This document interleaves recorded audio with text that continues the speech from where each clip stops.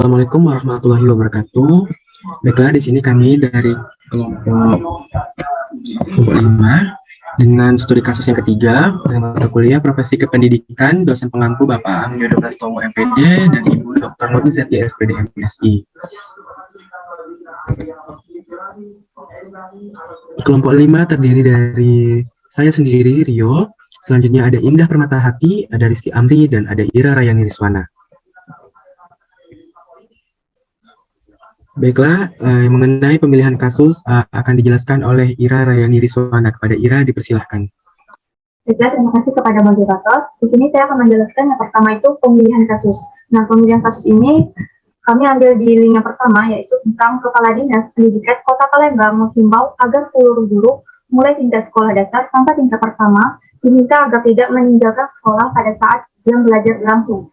Menyusul adanya sejumlah laporan dari wali murid kalau anaknya tidak belajar, karena tidak ada guru pada waktu jam pelajaran.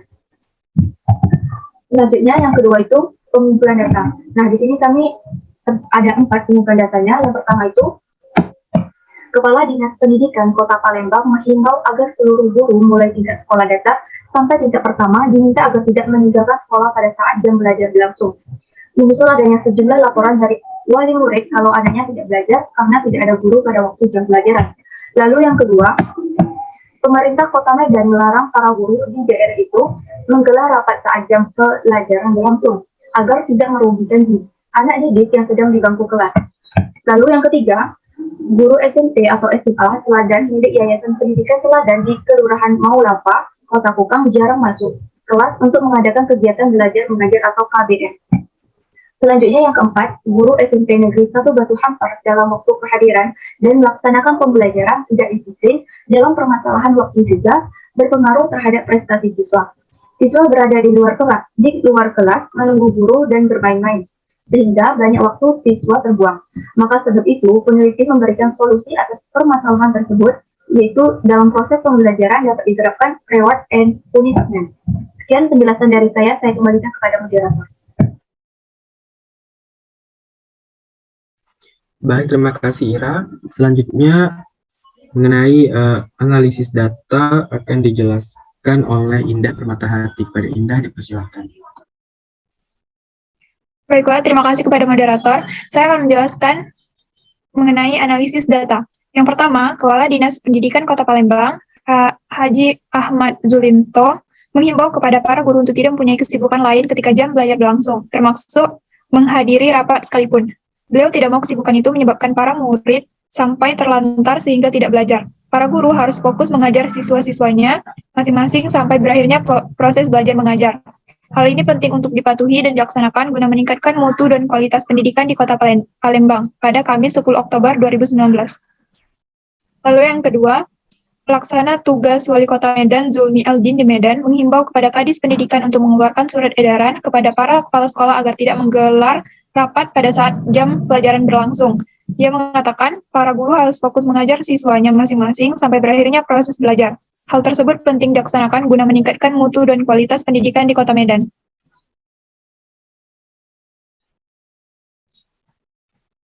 Lalu yang ketiga, mengenai kesejahteraan guru. Kepala sekolah menjawab bahwa sekolah ini bukanlah sekolah negeri sehingga guru-gurunya tidak dapat perhatian dari pemerintah. Sekolah ini milik yayasan, jadi kesejahteraan dalam hal materi untuk para guru tergantung pada pendapatan sekolah dari pembayaran SPP siswa. Dan yang keempat, faktor keberhasilan proses pembelajaran sangat bergantung pada diantaranya adalah guru, yang dimana kasus permasalahan ini terjadi pada guru SMP Negeri 1 Batu Hampar untuk guru-guru yang melanggar disiplin waktu kehadiran dan disiplin waktu dalam melaksanakan proses belajar mengajar. Peneliti juga memanggilnya ke depan dan memberikan teguran lebih tegas serta menanyakan alasan guru-guru tersebut. Sekian penjelasan dari saya kembalikan kepada moderator. Baik, terima kasih Indah. Selanjutnya untuk melanjutkan analisis data akan dijelaskan oleh Rizky Amri. Kepada Rizky, dipersilahkan. Baik, terima kasih moderator. Nah, berikutnya saya akan menjelaskan tentang analisis data kami yang dimana selain dari kasus-kasus yang sudah dianalisis di atas, terdapat juga beberapa penyebab lain mengapa guru itu jarang masuk ke kelas. Nah, yang pertama yaitu yang pastinya kurangnya persiapan. Nah, kurang persiapan ini banyak, kurang persiapan materi atau kurang siapnya guru dalam mengajar. Nah, guru yang tidak melakukan persiapan sebelum mengajar ini seringkali tidak menemukan bahan untuk diajarkan di kelas. Nah, dengan begitu waktu yang digunakan terasa lama karena guru menjadi satunya pusat perhatian. Yang kedua itu tidak menguasai materi. Nah, ini masih ada kaitannya dengan alasan pertama. Nah, guru yang kurang persiapan akan cenderung untuk tidak menguasai materi yang diajarkan. Akibatnya dia akan memotong atau menjelaskan setengah-setengah atau malah memberikan penjelasan yang menyesatkan. Berikutnya yang ketiga itu adalah metode mengajar yang monoton. Ceramah adalah salah satu pilihan utama yang hampir pernah dilakukan oleh semua guru. Namun, jika digunakan berulang-ulang bahkan tidak menggunakan metode lain sebagai selingan akan membuat guru sendiri jenuh. Jika guru saja jenuh, apalagi siswanya gitu ya kan. Berikutnya itu ada tidak tersedianya media pembelajaran. Nah, media pembelajaran itu selain berguna untuk memudahkan siswa memahami pelajaran, juga membuat guru semangat dalam mengajar atau menjelaskan. Nah, tugasnya menjadi lebih ringan karena tidak membutuhkan tenaga ekstra untuk ceramah. Diharapkan kepada guru lebih kreatif dalam menyiapkan media pembelajaran agar tidak ada lagi rasa malas untuk mengajar. Dan selain itu, siswa juga bersemangat dalam belajar. Yang berikutnya adalah kurangnya kesadaran guru. Nah, untuk alasan ini, kembali lagi ke masing-masing guru gitu. Ada guru yang mengajar dengan kesadaran penuh sebagai tugas dan tanggung jawab, terutama kepada sang khalik gitu ya. Nah, sehingga menjadikan rutinitas di kelas sebagai kewajiban yang tidak boleh dilakukan dengan setengah-setengah. Ada pula yang guru menganggap mengajar tuh hanya sebagai formalitas, jadi tak perlu totalitas gitu dalam mengajar. Nah, hal yang seperti ini yang menyebabkan guru itu malas dalam mengajar di kelas. Berikutnya, disharmonisasi. Disharmonisasi atau tidak harmonisnya hubungan, baik itu antara satu guru dengan guru yang lain, guru dengan murid, atau guru enggan guru dengan kepala sekolah, itu terjadinya hubungan yang tidak baik ini kadang menyebabkan sebagian guru tidak bisa konsentrasi lagi dalam mengajar, sehingga sekolah menjadi tempat yang membuatnya merasa tidak nyaman, walaupun tidak semua orang terpengaruh dengan masalah yang terjadi dua kelas. Namun, tidak bisa dipungkiri, jalinan komunikasi yang baik di antara berbagai pihak yang terkait di dunia pendidikan sangat berpengaruh, baik dalam menunjang suksesnya proses belajar mengajar. Berikutnya adalah finansial. Alasannya ini sebenarnya tidak terlalu penting, tapi sebagian guru ada yang tidak bersemangat ketika kesejahteraannya dipertanyakan. Hal ini juga ada hubungannya dengan gaya hidup guru yang cenderung menggadaikan SK-nya di bank. Memang tidak ada penelitian yang menyebutkan adanya hubungan signifikan antara honor guru dengan motivasi mengajarnya. Akan tetapi, banyak terjadi di kalangan guru yang gajinya sedikit, semakin malas mengajar. Nah, ini kemungkinan besarnya disebabkan tidak ada yang bisa membuatnya bersemangat di tanggal muda. Berikutnya itu ada tekanan psikologis. Nah, tekanan psikologis ini bisa dari perilaku siswa, atau juga kebijakan pimpinan yang memberatkan serta masalah lain yang dialami oleh guru. Berikutnya ada kelelahan. Nah, kalau kelelahan ini, masalah ini banyak dialami oleh guru, baik itu disebabkan menumpuknya beban yang padat. Guru profesional memiliki kewajiban mengajar 24 jam per minggu, ditambah tugas sebagai wali kelas, pembina OSIS, ekstrakurikuler, guru piket, dan sebagainya yang menguras energi dan pikiran guru. Baik, itu mungkin itu saja dari saya. Saya kembalikan ke moderator. Terima kasih. Baik, terima kasih Rizky Amri. Selanjutnya mengenai perbaikan atau solusi yang dijelaskan oleh saya. Baik, untuk perbaikan atau solusi yang ditawarkan, pertama adalah membiasakan melakukan persiapan sebelum mengajar, di mana persiapan ini bisa dilakukan untuk semua aspek materi ataupun media pembelajaran yang akan diajarkan. Persiapan yang matang membuat guru akan bersemangat saat masuk kelas. Selanjutnya yang kedua ada pastikan kondisi selalu sehat dan prima. Nah, agar tetap semangat dalam mengajar, pastikan kondisi fisik guru dalam keadaan sehat dan bugar. Hal ini mutlak menjadi syarat yang tidak bisa ditawar lagi. Mana mungkin guru akan tampil bersemangat dan hadir di kelas jika kondisi fisiknya kurang sehat. Nah, yang ada malah siswa itu ikut merasa lesu dalam belajar.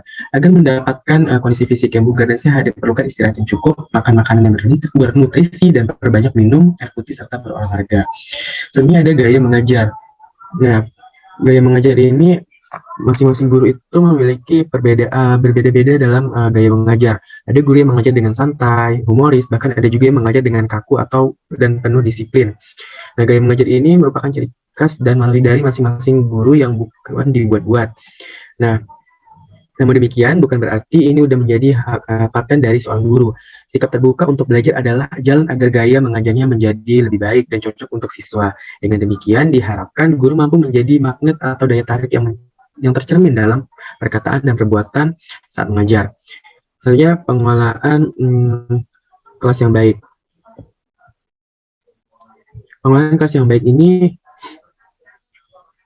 yaitu siswa yang tidak bisa dikelola dengan baik memang membuat guru itu merasa jenuh dalam mengajar, sehingga mereka menjadi gaduh dan ribut. Keadaan ini tentu saja menyebabkan proses belajar mengajar menjadi terganggu.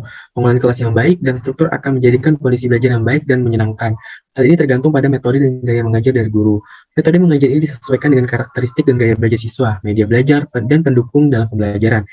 Setidaknya guru kreatif dalam membuat sendiri media dan alat peraga yang dibutuhkan. Next. Nah, selanjutnya yaitu perbaiki posisi guru. Di mana posisi guru ini berpengaruh terhadap suasana belajar di dalam kelas. Guru yang cenderung hanya duduk di kursi membuat siswa merasa cepat bosan. Selain itu, posisi ini juga tidak baik untuk kesehatan guru. Demikian juga guru yang selalu berdiri dan berdiri di suatu tempat saja dan atau meneruskan di papan dengan membelakangi siswa. Memungkinkan siswa memiliki kesempatan untuk tidak memperhatikan guru tersebut. Selanjutnya, komunikasikan atau pindah. Di mana ini solusi bagi yang bermasalah atau disharmonisasi antara guru dan personil di sekolah. Lakukan komunikasi yang baik untuk menyelesaikan persoalan yang ada. Kalau perlu, libatkan pihak ketiga yang netral sebagai penengah. Jika berbagai cara sudah ditempuh namun juga tak menemukan solusi yang terbaik, maka pindah tugas adalah jalan terakhir. Ajukan permohonan mutasi kepada atasan, jangan paksakan ketidakharmonisan terjadi di kalangan guru, karena ini bisa jadi siswa yang akan menjadi korban. Selanjutnya adalah reward and punishment. Nah, di mana reward ini merupakan bentuk reinforcement yang positif, maka punishment sebagai bentuk reinforcement yang negatif. Tapi kalau diberikan secara tepat dan bijak, itu akan menjadi alat motivasi. Tujuan dari metode ini adalah menimbulkan rasa tidak senang pada seseorang, supaya mereka jangan membuat sesuatu yang jahat.